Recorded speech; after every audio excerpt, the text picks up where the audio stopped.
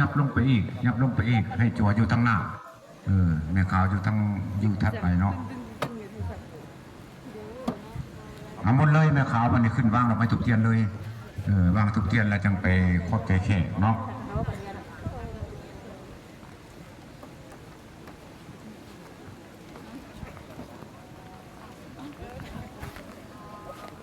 อาจจะภาพไปอยู่ในกองบังนั่นเลยเด้อไปอยู่ในกองบังแน่มนทางยาคูบนไปหับไปเลยเนาะ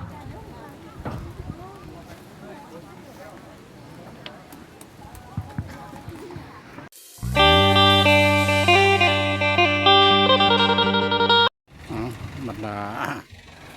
พ่อแม่ประชาชนเนาะญาติพี่น้องผู้อยู่ใกล้อยู่ไกลกำลังหลั่งไหลเข้ามาเนาะเมียนสุขสมสการเพิ่นกับบ่ทันได้เท่าบ่ได้เด้ออายุเพิ่นก็ยังหนุ่มอยู่เป็นผู้หญิงขึ้นกับบ้านเวียงวิไลเนื้อตะแคงแข่งกำนวนนี่ละอายุเพิ่นก็คือ50 ปลายปี50 ปลายปีก็คือว่าบ่เท่าบ่ได้เนาะทางเฮ็ดได้เนาะพญาอังคารของเพิ่นเป็นพญาเกิดกับตัวเพิ่นเองนะ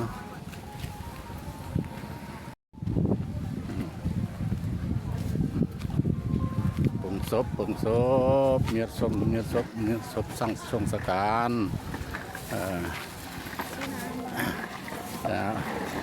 ขอโทษชื่อคนยังไงทุกคนเสียชื่อแป๊กแป๊กอายุประมาณ50 ปลายวะอายุบ่เขากลับว่ามาจากน่าจะประมาณนั้นโดยเข้าใจอันนี้ละคืออยู่ที่สุสานจันทองเนาะแต่นี่เพิ่นก็ทางพระเมรุของเพิ่นก็คือเป็นกินอันนี้ละคือเพิ่นละคือของนางแป๊กเนาะอายุก็อยู่ราวประมาณ50 ปลายเพิ่นก็ได้จากโลกไปเนาะ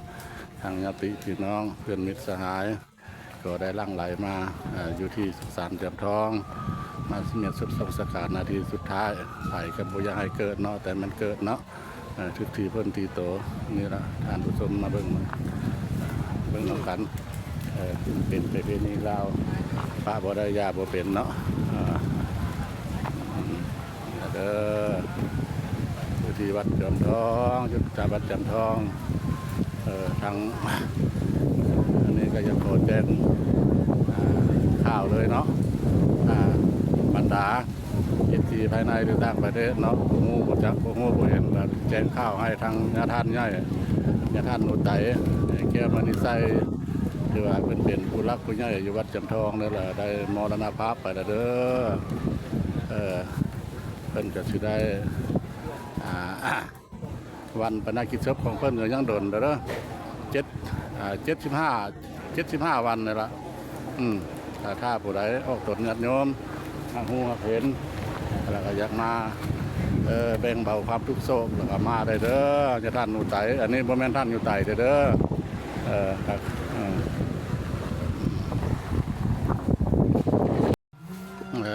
ศพของเพิ่นก็ได้เคลื่อนย้ายมาถึงวัดจันทองสบายดีสบายดีไปรถเคลื่อนว่าลักซี่จดวัดไปลักซี่บ่ได้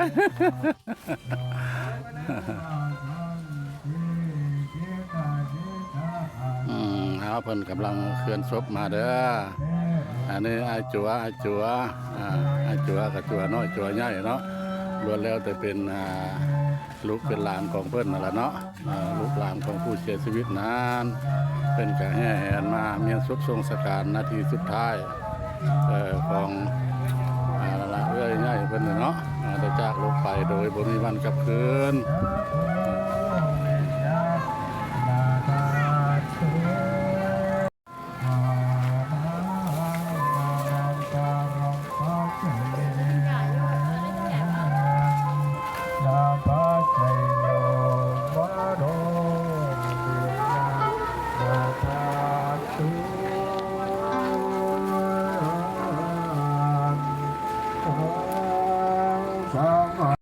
จะได้ขึ้นไปหาพระเจ้าบ่วันนมและเท่าบ่มีแล้วสิบ่ตายน้องเนาะเป็นจังหวะให้มาเด้อยามห่างกาย เป็นโยมีพากันมาอีกปวดสามพากันสามกองบนซอกหาเอากุศลไว้ใส่ตัวคือกูได้เอาเอาตายเนาะพี่น้องเนาะยามมีลมหายใจอย่าพากันยืนเซ่อเป็นว่าให้มาเด้อให้พระธรรมท่านสร้างทางท่านจะได้ขาดอย่าประมาทในวัยอย่าไว้ใจในศาสตร์อย่าประมาทในโลกว่าบทท่านเจเท่าบทท้ายมวยง่ายได้มันระมัดตุลาเนาะคือความตายที่พวกข้าว่านี่มันบริเลือกคนใดเด้อพี่น้องเด้อบริเลือกดิงเลือกทรายเป็นว่าบริเลือกเพศเลือกวัยบริเลือกทอดคนไทยคนลาวบริเลือกผู้ขาวผู้ดำบริเลือกต่ำเลือกสูงบริเลือกลุงหรือป้าบริเลือกท่านวันณะพระเนนทั้งเด็กน้อยนี่นะครับจันทวงศ์และขอต่างหน้าทั้งครอบครัวขอแสดงความนับถือหักเพลงมายังบรรดาญาติโยมเพื่อนมิตรหายทั้งอยู่ใกล้และอยู่ไกลทุกทั่วหน้าที่ได้มาหอมในงานสมรพิสุในมื้อนี้ในท่ามกลางแห่งความทุกข์โศกสุดเส้นเสียดายอาลัยและอาวรณ์ของญาติพี่น้องเพื่อนมิตรหายในการจากไปของแม่บัวไหลจันทวงศ์โดยบ่มีวันจะหวนกลับคืนมาอีกแล้วฉะนั้นในมื้อนี้พวกเขาทั้งหมดได้พากันมาเต้าโฮมอยู่ที่สถานที่นี้เพื่อมาในงานสำนักกิจศพของแม่บัวไหลจันทวงศ์อดีตเป็นกับประชาชนเนาะแม่บัวไหลจันทวงศ์เกิดเมื่อวันที่11 เดือน 8 ปี 1972เกิดอยู่ที่บ้านหาดทรายขาวเมืองหาดทรายฟองเขตกำแพงนครเวียงจันทร์เกิดอยู่ในครอบครัวชนชั้นสวายนาสัญชาติลาวชนเผ่าลาวศาสนาพุทธซึ่งเป็นบุตรของพ่อเฒ่าสมคิดอุดมเพชรและแม่เฒ่าศรีไวยอุดมเพชรมีอ้ายไอ้น้องร่วมกัน11 คนยิง7 คนผ่านมาแม่บัวไหลจันทวงศ์ได้สร้างครอบครัวกับพ่อคำมรจันทวงศ์มีบุตรธิดาร่วมกัน3 คนผู้ชายทั้ง3เนาะขันทองท่านนางโอละพิมพ์ท่านจันสมรสมณเณรคำประสงค์ท่านจอยแล้วก็ท่านนางบางอ่อนเป็ดคนผู้ดีขึ้นหน่อยเนาะยังผู้ใดพระทันออกมาถ้าว่าเจ้าของซื้ออยู่นี่บัวมาก็เป็นให้ญาติพี่น้องมาตามก็ได้เนาะเป็นอย่างเนาะ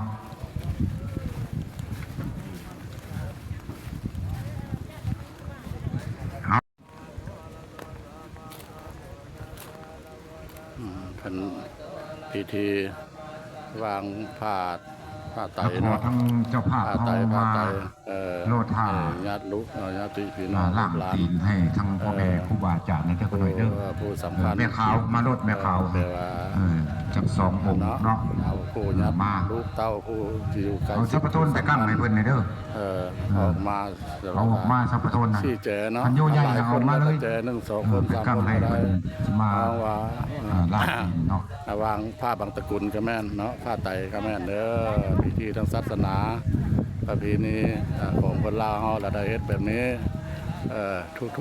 กคนเนาะถ้าว่าเกิดแบบนี้ขึ้นก็ต้องได้เฮ็ดแบบนี้ทุกคนเด้ออยู่น้ำโอน้ำมันแล้วก็หน่อยอยู่น้ำโอน้ำมันมือวันคานเป็นมือห้างหาก้าเกียบตั้งกองบุญกลางคืนก็มีการคบมันตามประเพณีเมื่อวันพุธนอกตอนเช้าก็มีการตักบาตรถวายพระสงฆ์สมณเณรพระชั้นนอกจากจะมาเป็นท่าตะโกนเชิญบรรดาญาติพี่น้องพ่อแม่ไอ้น้องเขานอกไปรวมทั้งบุญทั้งสิ่งที่ทานนำเจ้าภาพกันเด้อพี่น้องเด้อไปซื้อวันในวันคานนอกมือตั้งมือวันพุธเป็นมือเสบาทเนาะวันนี้ข้าพเจ้าเนาะขอตั้งนาครับครัวแสดงความขอบใจธรรมดาญาติพี่น้องเพื่อนมิตรสหายเนาะที่สละเวลามีคุณค่าของพวกทานมาในงานกระโชบของตั้งแม่บัวไหลจันทวงศ์เนาะในมื้อนี้เนาะทางเจ้าภาพกันบ่มีหยังเนาะสาธุเด้อพากันงาน